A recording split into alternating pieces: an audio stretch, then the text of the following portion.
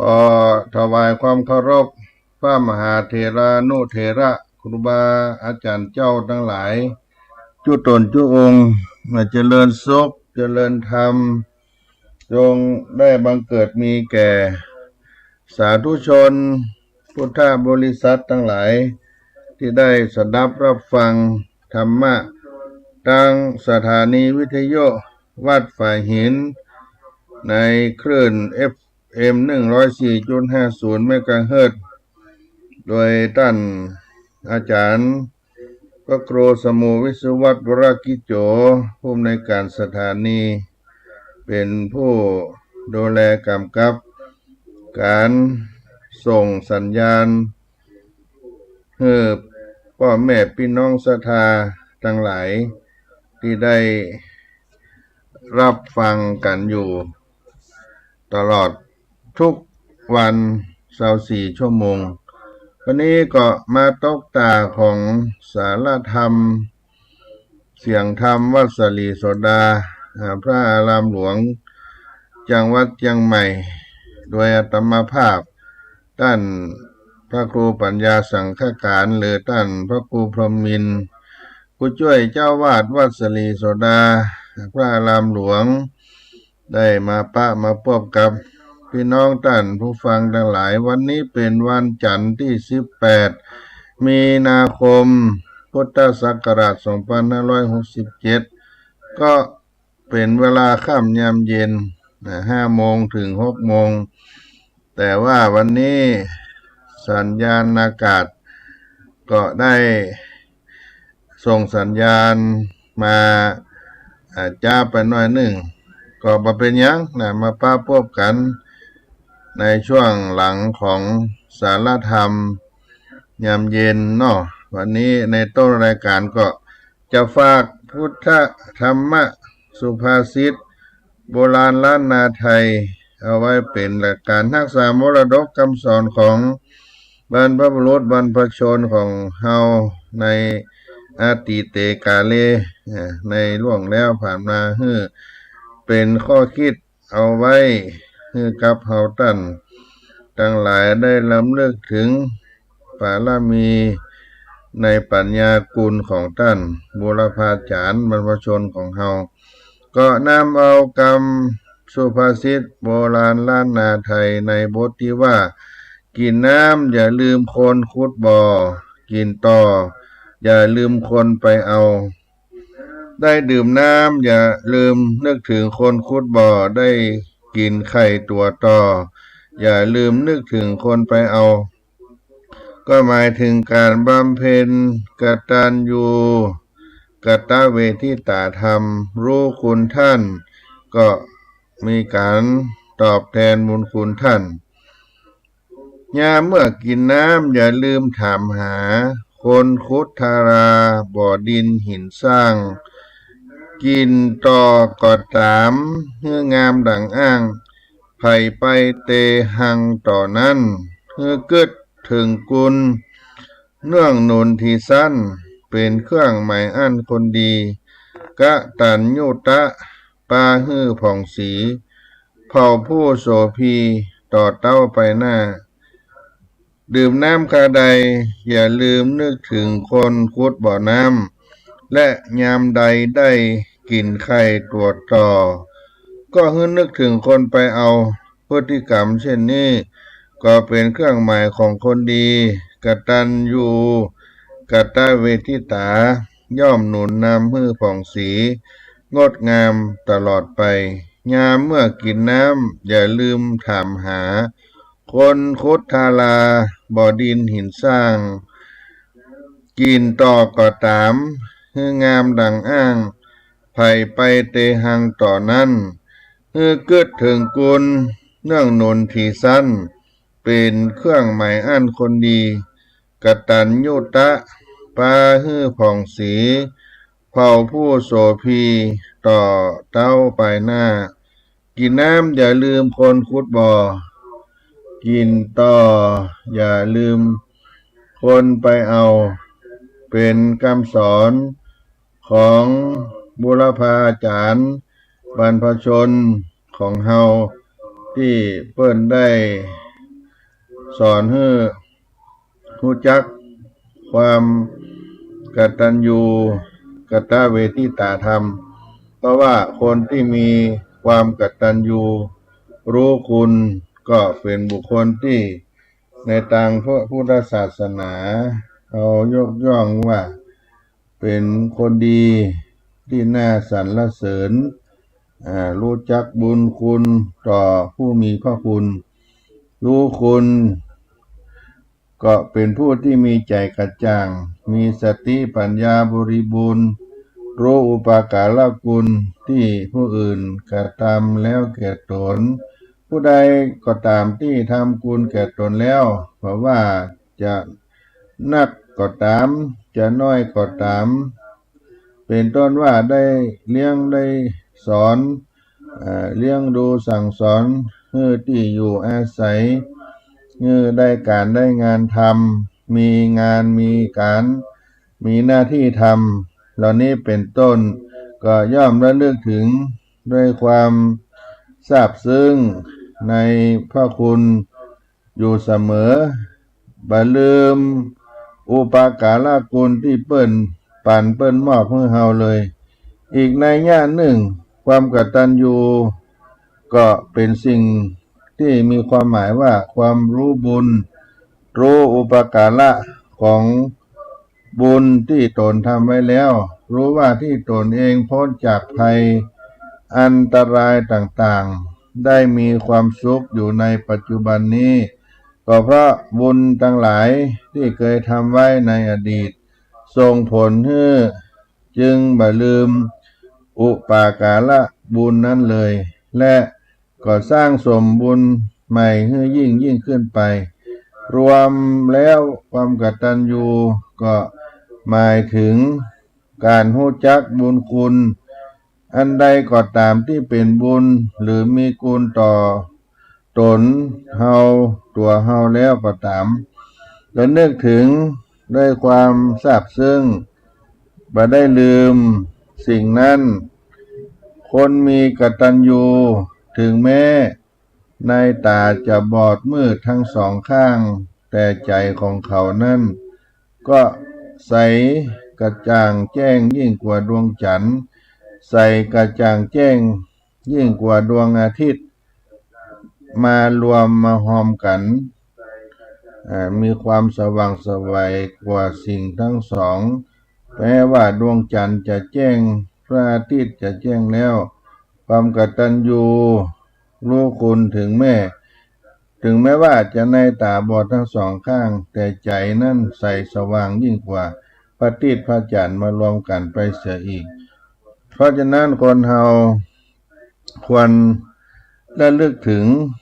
สิ่งที่สมควรให้เกิดความกตัญญูนั่นในทางพระพุทธศาสนาก็จัดหมวดหมู่ไว้อยู่ใน5ประการหนึ่งกตัญญูต่อบุคคลผู้ที่มีพระคุณต่อเฮาเป็นต้นว่าพ่อแม่ครูบาอาจารย์พระราชามหากษัตริย์ผู้ทรงทศพิราชธรรมเหล่านี้เป็นต้นอันที่สองนั้นได้หูคุณกตัญญูต่อสัตว์ที่มีคุณต่อเฮาเป็นต้นว่าจ้างม้าวัวควายที่เฮาได้ใจในการในงานในสมัยโบราณเป็นพาหนะในการทำมาหากินยะให้ใส่นาหลักล้อหลักเข้าหลักไม้หลักหลัวเหล่านี้เป็นต้นเป็นสัตว์ที่มีคุณก็ให้ควรระลึกถึงและเฮาได้ใจแห่งกายแห่งกำลังของเปิ้นก็อย่าได้ทรมานรู้จักรักษาดูแลพอกอยเปิ้นอย่าได้ตกได้เกินเหตุในการใช้งานเหล่านี้เป็นต้นอันที่สามกตัญญูต่อสิ่งของอันใดก็ตามที่มีคุณต่อเฮาเป็นต้นว่าเฮาได้ห้ามได้เรียนหนังสือได้อ่านธรรมะได้ศึกษาธรรมะอยู่ในป่าในดอยป่าไม้ต้นไม้อยู่ได้ห่มได้เงาเหล่านี้ทั้งหลายสถานที่ศึกษาได้ห้ามได้เรียนวัดวาอารามได้ไปกินไปตันเปิ่งป้าอาศัยสถานที่กุฏิศาลาบาทเหล่านี้เป็นต้นเพื่อได้ลำลึกถึงจะได้ลบหลู่ทำลายในสิ่งทั้งหลายเหล่านี้แล้วก็เพื่อได้ระลึกถึงบุญอันเป็นความกตัญญูที่สี่ร่างกายของเฮาเกิดมาสุขภาพแข็งแรงมีผิวพรรณวรรณะมีสติปัญญาเฉลียวฉลาดมีความสุขความเจริญก็เนื่องจากบุญเก่าที่เราได้สร้างได้ทำมาจะไปสวรรค์จะไปพระนิพพานก็ด้วยบุญที่เราได้ทำไว้ทุกอย่างสำเร็จไปด้วยบุญเก่าที่ได้สร้างมาและบุญใหม่ที่เราได้สร้างเพิ่มขึ้นก็จึงมีความรู้จักบุญคุณต่อบุญมีความอ่อนน้อมในตัวบ่ได้ดูถูกบุญที่เราได้ทำก็ได้ระลึกถึงเมื่อระลึกถึงบุญเก่าใจก็จุ่มก็เย็นและก็บ่ได้ประมาทในการที่จะได้สร้างบุญใหม่ให้ยิ่งขึ้นไปบุญนั้นที่ห้ากตัญญูต่อตนเองร่างกายนี้เป็นอุปกรณ์ที่ทำให้เรามีชีวิตสำคัญอาศัยอยู่ในการสร้างความดีในการสร้างบุญกุศลนานาประการเพื่อความสุขความเจริญก้าวหน้าในตนเองก็จึงต้องทนุถนอมสุขภาพร่างกายของเราให้ดีบ่ควรทำลายไปกินสิ่งเสพติดกินยาเสพติดไปเที่ยวไปแอวดึกดื่นกลางคืนไปทำลายทรัพย์สินของตัวเองก็บ่ควรทำให้ระลึกถึงว่าเราได้มีชีวิตอยู่ก็ต้องดูแลตัวเองสุขภาพร่างกายของเรากตัญญูต่อตัวเก่าด้วยเหล่านี้เป็นการที่ควรกตัญญูมีอยู่5ประการในหมวดหมู่ของทางพระพุทธศาสนากตัญญูต่อบุคคลกตัญญูต่อสัตว์กตัญญูต่อสิ่งของกตัญญูต่อบุญกตัญญูต่อตัวเองเพราะฉะนั้นความกตัญญูก็เป็นสิ่งที่เราใฝ่ดีได้สร้างเกิดขึ้นกับเราสร้างความดีให้เราได้อยู่เย็นเป็นสุข แม้ในหมู่สังคมเดียวกันเมื่อเรามีความรู้บุญรู้คุณ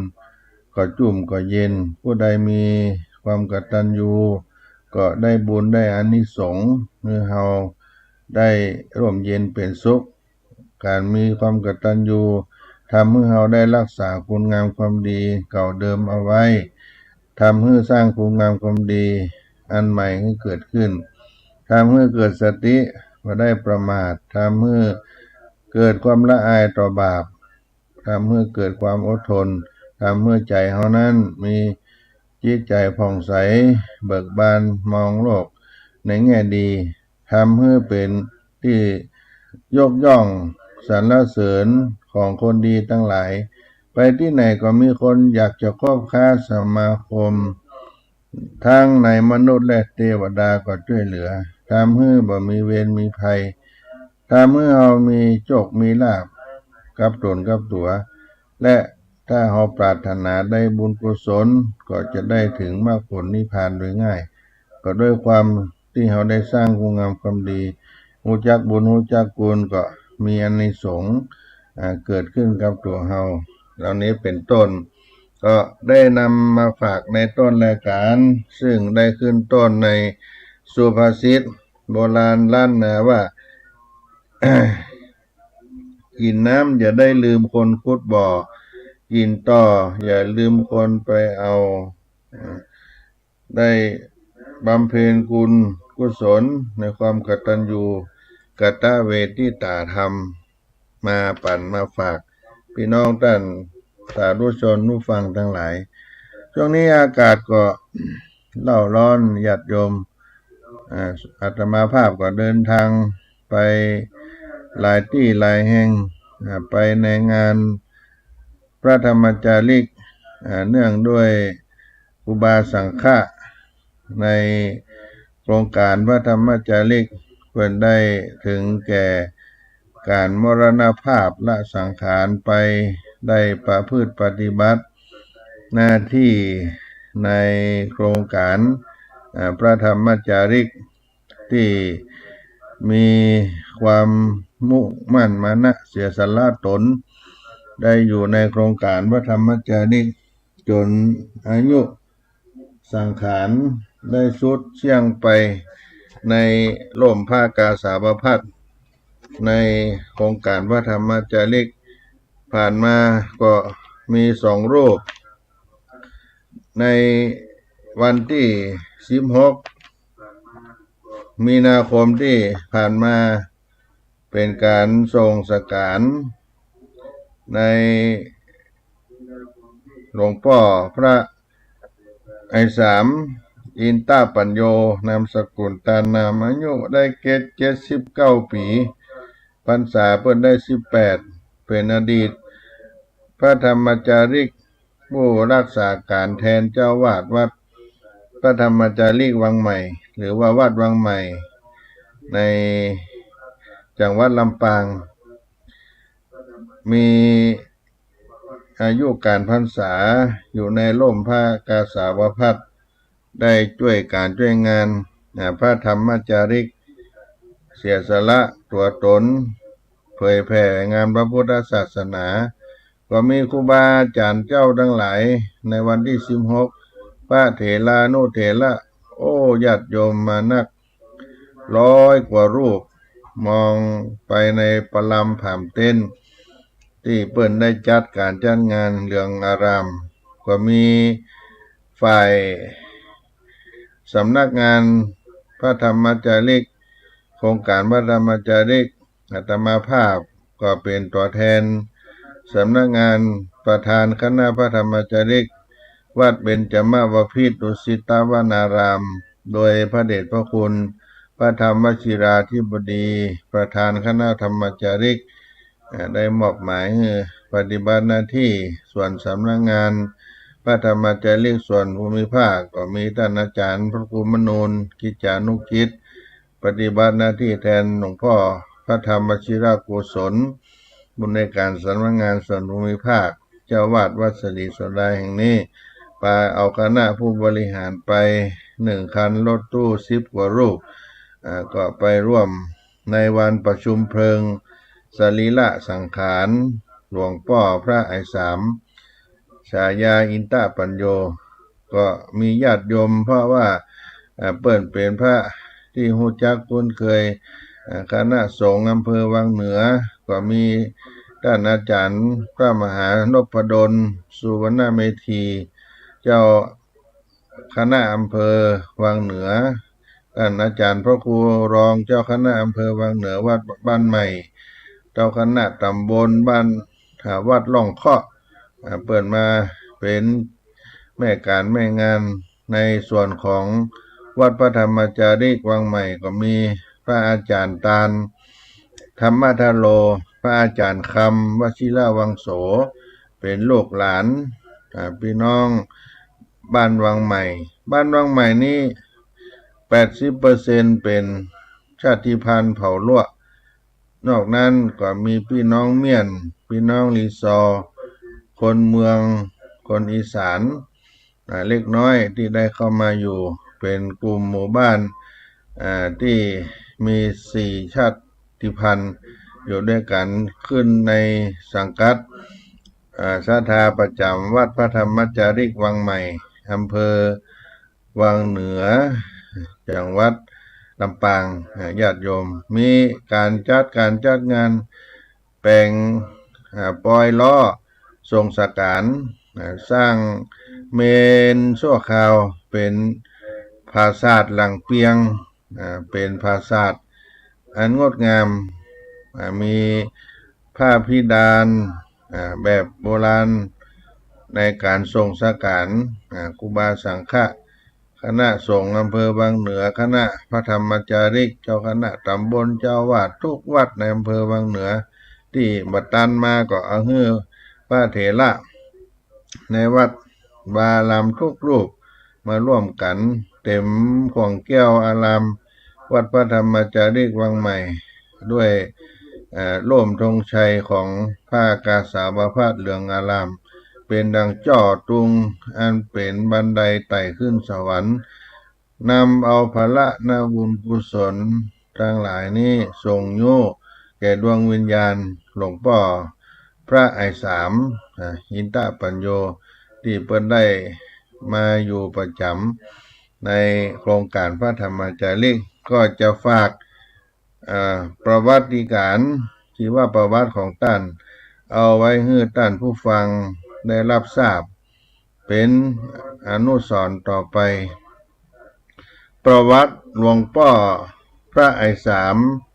ฉายาอินตปัญโยนามสกุลตานำอายุ79 ปีพรรษา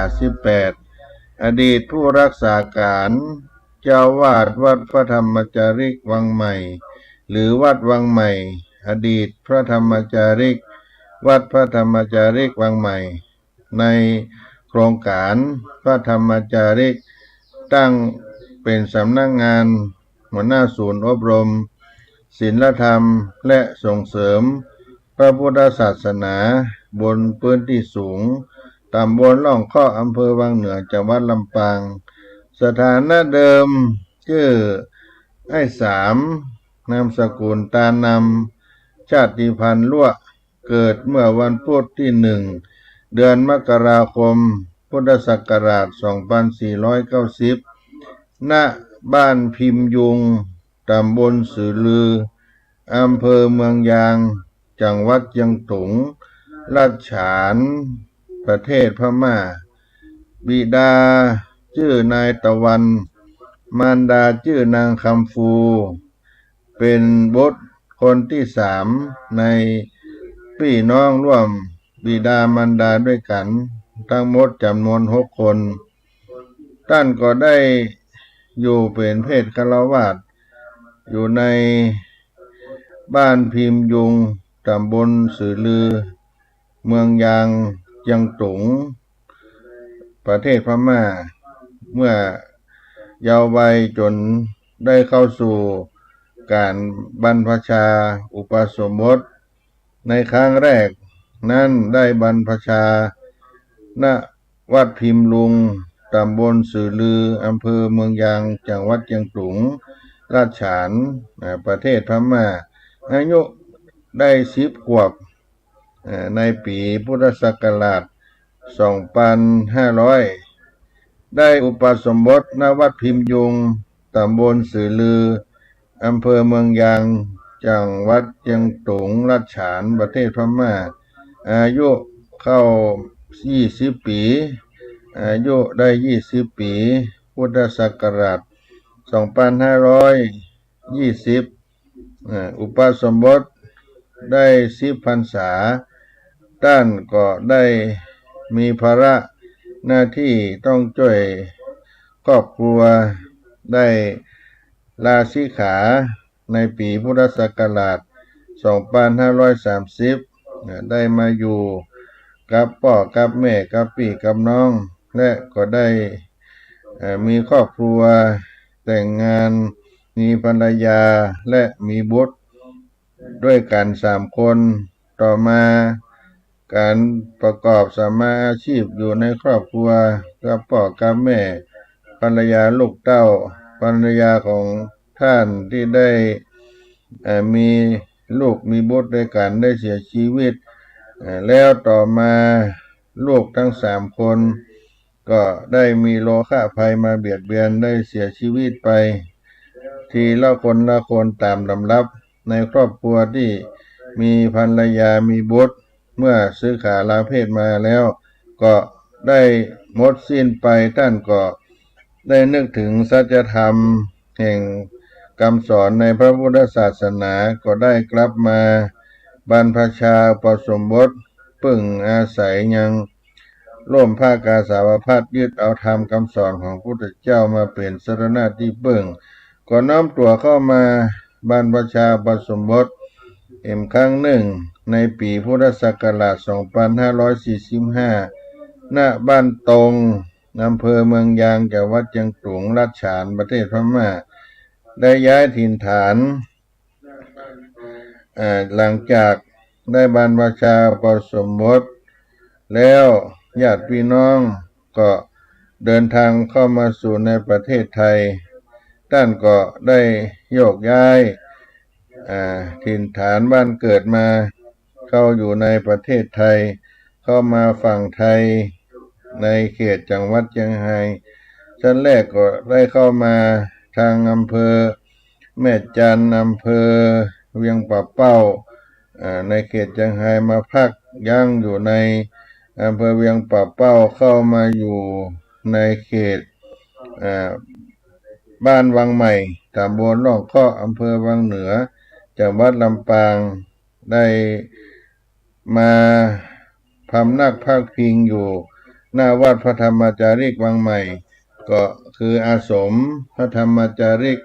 ในโครงการพระธรรมจาริกตั้งแต่ปี2545มาจนถึงปีพุทธศักราช2567ในปัจจุบันนี้จากที่ท่านได้มาอยู่ในเมืองไทยก็อยู่ในสถานะความเป็นพระภิกษุแต่ได้มีการอุปสมบทบรรพชาอุปสมบทแบบประเทศพม่าในการบรรพชาอุปสมบทเมื่อเข้ามาสู่ในเมืองไทยเข้ามาอยู่ในวัดพระธรรมจาริกวังใหม่นี้แล้วก็คิดว่าจะได้เข้าอุปสมบทถูกต้องตามคณะสงฆ์ของไทยก็ได้เข้าสู่บรรพชาอุปสมบทสังฆกรรมญาติกรรมใหม่ในอุโบสถพระธาตุสีมาวัดบ้านใหม่ตำบลวังเหนืออำเภอวังเหนือจังหวัดลำปางในวันที่10 กุมภาพันธ์ 2549อายุท่านได้59 ปีเพื่อให้ได้ถูกต้องตามกฎระเบียบคณะสงฆ์ไทยสังกัดนิกายมหานิกายจากนั้นก็ได้เข้าเป็นพระธรรมจาริกในโครงการพระธรรมจาริกในปีที่ได้อุปสมบทญาติกรรมสังฆกรรมเข้าสู่สังกัดมหานิกายใหม่ให้ถูกต้องระเบียบของคณะสงฆ์ไทย และก็เข้าสู่โครงการพระธรรมจาริกตั้งแต่ปี 2549 จนถึงปัจจุบันท่านได้อุปสมบทณวัดวังใหม่ในอุโบสถพระธาตุสีมาวัดบ้านใหม่ก็มีท่านพระครูวรธรรมานุสิทธิ์เจ้าอาวาสวัดบ้านใหม่อำเภอวังเหนือจังหวัดลำปางเป็นพระอุปัชฌาย์พระมหาภวัคมินทร์วิริยะเมธีด็อกเตอร์เป็นพระกรรมวาจาจารย์พระประยุทธ์สุทัศนเมธีเป็นพระอนุสาวนาจารย์เป็นผู้ที่ได้ทำสังฆกรรมให้แก่ท่านก็เข้ามาสู่ในโครงการพระธรรมจาริกแล้วก็ได้ปฏิบัติหน้าที่เป็นพระธรรมจาริกณวัดพระธรรมจาริกวังใหม่อาสมพระธรรมจาริกในโครงการพระธรรมจาริกวัดวังใหม่แห่งนี้เป็นระยะเวลา18 ปีตั้งแต่ปีพุทธศักราช 2549 จนถึง 2567 ด้านปฏิบัติศาสนกิจตั้งมั่นในหลักธรรมคำสอนแห่งองค์สมเด็จพระสัมมาสัมพุทธเจ้ามีศีลาจารวัตรปฏิบัติตามหลักสิกขาบทพระวินัยมีกิริยามารยาทเรียบร้อยงดงามปฏิบัติศาสนกิจทำวัดสวดมนต์ทุกเช้าเย็นออกบิณฑบาตเป็นวัดปฏิบัติธรรมกรรมฐานแสดงธรรมโปรดศรัทธาญาติโยมชาวบ้านทั้งในวัดพระธรรมจาริกวังใหม่นอกสถานที่ในหมู่บ้านวังใหม่เป็นต้นก็มีพี่น้องชาวบ้านชาติพันธุ์ลั่วเมียนลีซอคนพื้นลาบคนอีสานบางส่วนได้เคารพนับถือในจริยวัตรกิจวัตรของท่านได้ปฏิบัติธรรมเนียมปฏิบัติศาสนกิจถูกต้องตามงานพระธรรมจาริกยึดถือคำสอนในพุทธพจน์ของพระบรมศาสดาในการเผยแผ่พระพุทธศาสนากับเจ้าเขาในถิ่นกันดารตามพระพุทธดำรัสที่ว่าจารถาภิกขเวจาริกังพหุชนะหิตายะพหุชนะสุขายะโลกานุกัมปายะในความหมายที่ว่าภิกษุทั้งหลายเธอจงจาริกเที่ยวไปเพื่อประโยชน์เพื่อความสุขแก่คนเป็นอันมากเพื่ออนุเคราะห์แก่ชาวโลกได้ปฏิบัติหน้าที่เรียบร้อยด้วยดีตลอดมาในช่วงที่ท่านได้เป็นพระธรรมจาริกการสนองงานพระธรรมจาริกหลวงพ่อพระไอสามอินทปัญโยก็ได้นำกุลบุตรลูกหลานเข้าบวชในโครงการพระธรรมจาริกบรรพชาอุปสมบทประจำปีหน้าวัดเบญจมบพิตรดุสิตวนารามกรุงเทพมหานครวัดศรีโสดาพระอารามหลวงทุกปีเมื่อได้บวชแล้วก็ให้กุลบุตรลูกหลานได้เล่าเรียนศึกษาทางด้านทางโลกทางธรรมหน้าวัดศรีโสดาพระอารามหลวงจังหวัดเชียงใหม่รวมถึงการได้จัดงานเผยแผ่พุทธศาสนางานบวชสามเณรภาคฤดูร้อนแสดงตนพุทธมามกะมอบพระพุทธรูปแก่พี่น้องชาวเขาเหล่านี้เป็นต้นในด้านสาธารณูปการสร้างบูรณะปฏิสังขรณ์ศาสนสถานในวัดพระธรรมจาริกวังใหม่มีวิหารพระธาตุเจดีย์เนี่ยศาลาปฏิบัติธรรมกุฏิโรงครัวหอฉันสุขาห้องน้ำพัฒนาวัดให้เป็นรมณียสถานร่มรื่นบันเทิงใจแก่พุทธศาสนิกชนที่เข้ามาทำบุญเพื่อทานรักษาศีลปฏิบัติธรรมทั้งในพรรษานอกพรรษาตลอดปีเป็นแบบนี้เสมอต้นเสมอปลายในการปฏิบัติศาสนกิจของท่านในการปกครองท่านก็ได้รับดำรงตำแหน่งเป็นพระธรรมจาริกเมื่อปี 2549 ได้อยู่ประจำวัดพระธรรมจารีวังใหม่ปีพุทธศักราช2565ก็ได้ดำรงตำแหน่งเป็นผู้รักษาการแทนเจ้าวาดวัดพระธรรมจารีวังใหม่ในตำบลล่องเคาะอำเภอวังเหนือจังหวัดลำปางจนได้ปฏิบัติศาสนากิจในทางพระพุทธศาสนาท่านก็มีความรู้เชี่ยวชาญในพุทธศาสตร์พุทธศิลป์ในการช่วยเหลือในทางด้านจิตใจได้ทำพิธีกรรมสืบชะตาบูชาเทียนรดน้ำมนต์ให้แก่ศรัทธาญาติโยมก็มีศรัทธาทั้งหลายได้ปฏิปทาเคารพในตัวท่านตลอดมาจนถึงปัจจุบันในบ้านป่าชีวิตท่านก็มีโรคภัยไข้เจ็บมาเบียดเบียนทั้งในโรคชราโรคเบาหวานโรคความดันครูบาอาจารย์ที่เป็นพระธรรมจารีก็ได้ด้วยการอุปถัมภ์ดูแลท่านมาโดยตลอดโดยมีพระอาจารย์ตาลธรรมทัลโลอาจารย์คำวชิระวังโสดูแลอุปถัมภ์ท่านลุล่วงจนถึงวันที่19ธันวาคมเพิ่นก็ได้เข้าโรงพยาบาลรักษาตัวที่โรงพยาบาลวังเหนือและก็ส่งเข้าโรงพยาบาลลำปางจน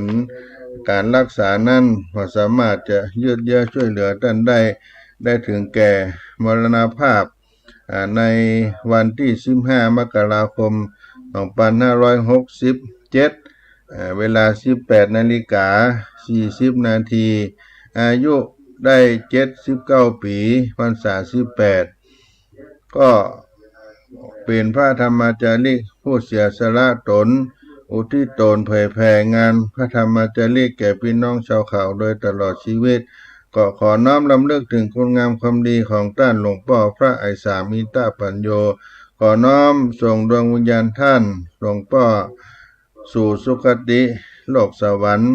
ภพภูมิที่เป็นสุคติสูงขึ้นไปหากมีบุญญาธิการปรารถนาสมบูรณ์แล้วขอให้ได้เข้าสู่นิพพานในอนาคตการด้วยเทินขอความงามคุณงามความดีนี้จงผากฏมีแก่หลวงพ่อไปตลอดกาลท่านสาธุชน